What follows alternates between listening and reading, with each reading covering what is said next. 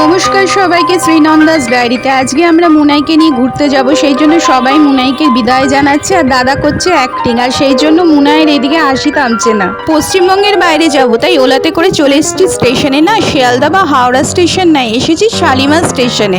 আমি first time এই স্টেশনে এলাম, আমরা গাড়িতে করে এসেছি তাই ডাইরেক্ট চলে এসেছি। হাওড়া থেকে কিন্তু টোটো ছাড়ে শালিমারে আসার জন্য, আবার স্টেশনের বাইরেও টোটো স্ট্যান্ড আছে। আমাদের ট্রেন গরিবরথ কোনটা বুঝতেই পারছিলাম না, কারণ এখানে কোনো অ্যানাউন্সই করা হচ্ছিল না। তাই মুনায়ের বাবা কফি আনতে গিয়ে ইনকোয়ারিতে খোঁজ নিয়ে এলো, যে ট্রেনটা দাঁড়িয়েছিল ওটাই আমাদের ট্রেনে উঠে পড়েছি আমরা। সাইড বার্থ পেয়েছি, আমাদের টিকিট তো আরএসি ছিল, দুদিন আগে কনফার্ম হয়েছে। আর একটা প্রবলেম হলো, একটাও লোয়ার সিট পাইনি, আপার আর মিডিল পেয়েছি। বাঙালি ভদ্রমহিলা একজন ছিলেন, কিন্তু তাকে রিকোয়েস্ট করে কোনো লাভ না হওয়ায় মুনাইকে নিয়ে আমরা মিডিল আর আপার করেই এক রাত কাটিয়ে দিলাম। চলে এসেছি আমরা আমাদের গন্তব্যে। হ্যাঁ, পুরীতে এসেছি আমরা।